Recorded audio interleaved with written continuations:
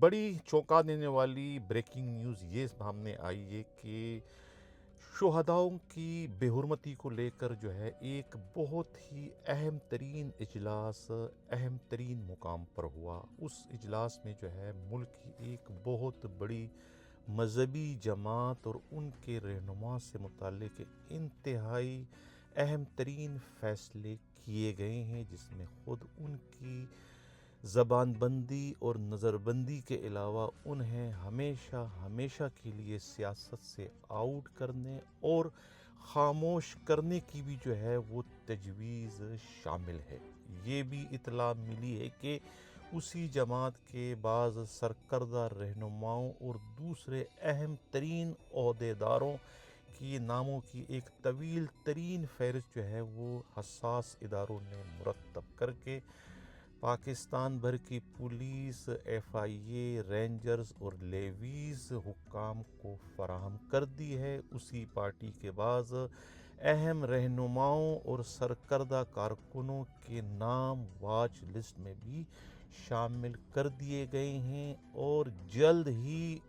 ان احکامات پر جو ہے باقاعدہ عمل درآمد شروع کیا جا سکتا ہے۔ کہا یہ جا رہا ہے کہ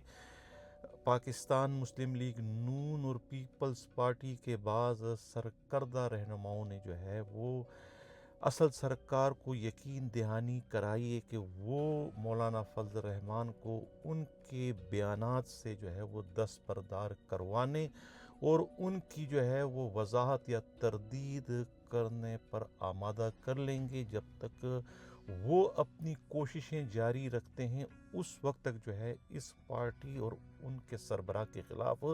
کسی بھی قسم کی کارروائی نہ کریں، جس کے بعد سے جو ہے یہ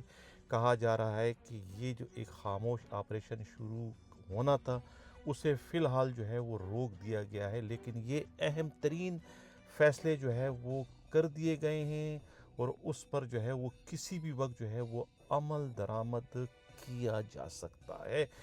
یہ کہنا ہے اصل سرکار کے انتہائی قابل اعتماد ذرائع کا اور اس شخصیت کا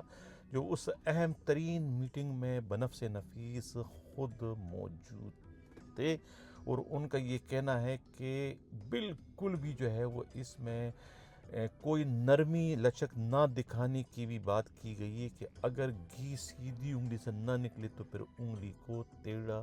کرنا پڑتا ہے، اور یہاں تک کہا گیا تھا کہ لاتوں کے بھوت باتوں سے نہیں مانتے۔ اس قسم کی کہاوتوں کا بھی جو ہے وہ اس بند کمرے میں ہونے والے اس اعلیٰ سطحی اجلاس میں استعمال کیا گیا، جس سے پتہ چلتا ہے کہ آنے والے دنوں میں اگر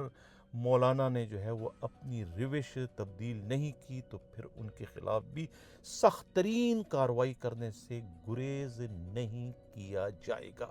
یہ کہنا ہے ذرائع کا۔ اسی کے ساتھ اجازت چاہتا ہوں۔ اللہ حافظ۔